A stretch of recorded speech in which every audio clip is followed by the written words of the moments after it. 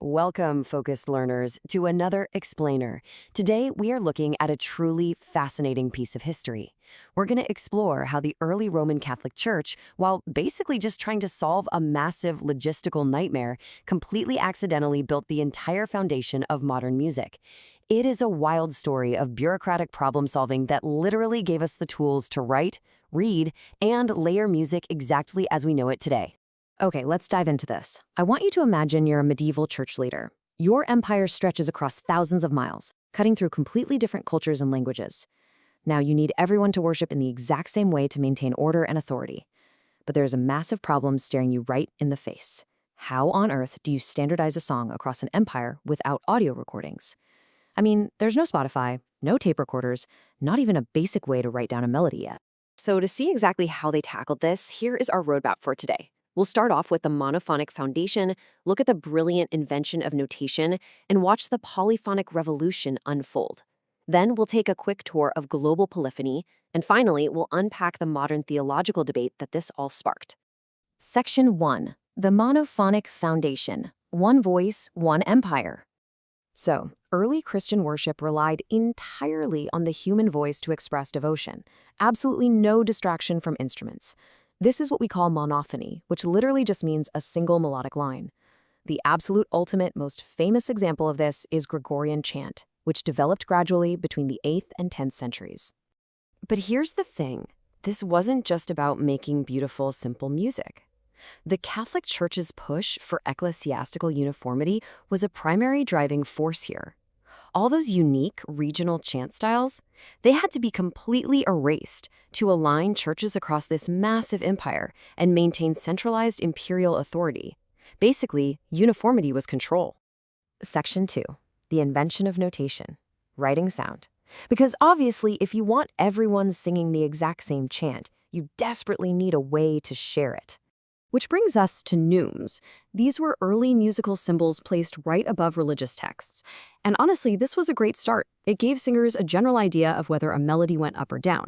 But it lacked exact pitch, so you still basically had to memorize the entire song beforehand. They needed a massive technological breakthrough.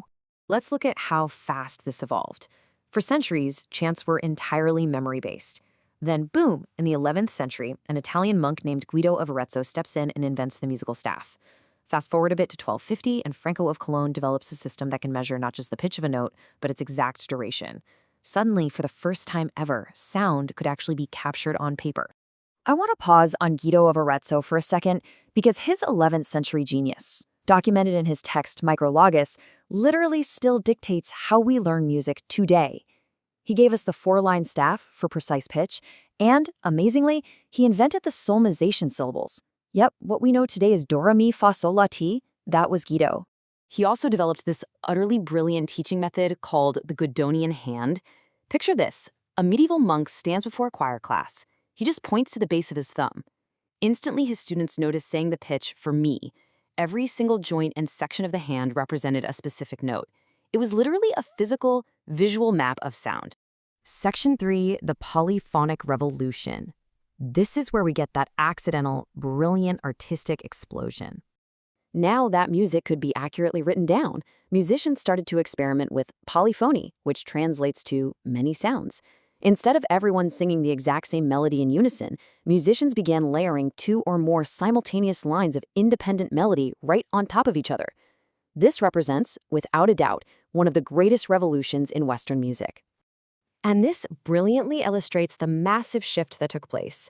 We went from Gregorian chant, which is like this strict, single-lane road of melody with flexible rhythms based entirely on text, to polyphony, a complex superhighway of multiple independent melodies, highly measured rhythms, and entirely new harmonic relationships.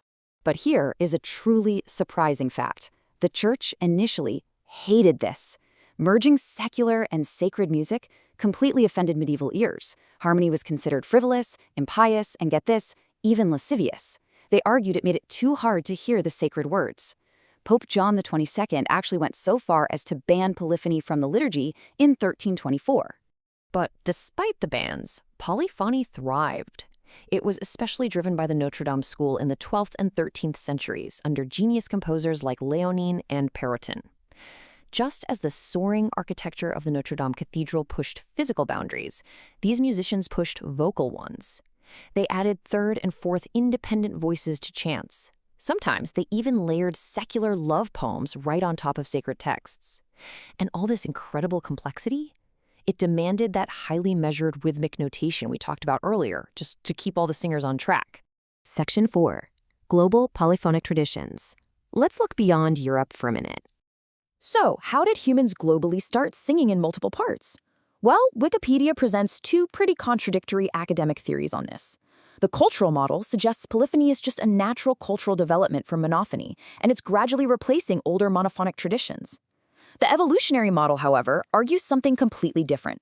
The polyphony is deeply ancient, originally tied to an early hominid defense system, and is actually disappearing worldwide. Whichever theory is right, the global traditions are absolutely stunning, and they developed completely outside the Roman Catholic sphere. In the Republic of Georgia, we see three-part singing with strong dissonances dating back centuries. In sub-Saharan Africa, groups like the Maasai use drone polyphony, while the Aka Pygmies use complex counterpoint and yodeling. The Balkan region features rich isopolyphony. Oceania has dissonant harmonies and bamboo panpipes, and the French island of Corsica features pagella singing, known for staggered entrances and heavy melisma. It just shows polyphony is a truly global human phenomenon. Section 5. The Modern Theological Debate. Pride of Place. Let's bring this right into the 20th century. Now, what's really interesting about this research abstract by Roman J. Gonzalez is how it frames the modern conflict. It beautifully captures how academic theology genuinely wrestles with what music actually belongs in modern worship. It highlights a huge challenge. The church is constantly having to interpret its ancient traditions for a world full of diverse cultural settings facing very modern problems. So, the crucial point is how the church actually navigates this today. In the 1960s, the Second Vatican Council released a constitution on the liturgy called Sacrosanctum Concilium. It officially stated that Gregorian chant and polyphony hold pride of place in the Roman Rite. However, and this is a big however, it explicitly did not exclude other kinds of sacred music. This officially opened the door for all sorts of diverse musical styles to enter the contemporary church. And you can imagine this created a deep tension. On one side, you have an ideology rooted in 19th century historicism, which kind of tends to idolize the past, constantly searching for a bygone era to just repeat in the present. But on the other hand, modern theological methods begin by validating a contemporary congregation's actual lived experience of God in their own specific cultural setting, and then placing that experience in dialogue with tradition. Which leads perfectly into our current debate. Is strictly enforcing 1,000-year-old European music in modern parishes an act of faith?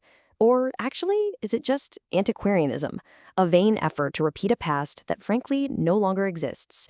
The sources note this isn't just some dry academic debate. Forcing an older repertoire on a modern church can cause actual parish warfare. We're talking hurt feelings and people literally leaving their churches, because music is just so intimately tied to how we experience spirituality. So we leave you with this final provocative thought. What started as a medieval bureaucratic effort to just unify a massive empire accidentally gave us musical notation, do, re, mi, and the incredibly rich complexity of polyphony. How does a 1,000-year-old desire for church uniformity still dictate the way we write, read, and listen to music today? It is a fascinating legacy to think about the next time you glance at a sheet of music or listen to a layered chorus. Thanks for joining us for this explainer, and as always, keep learning.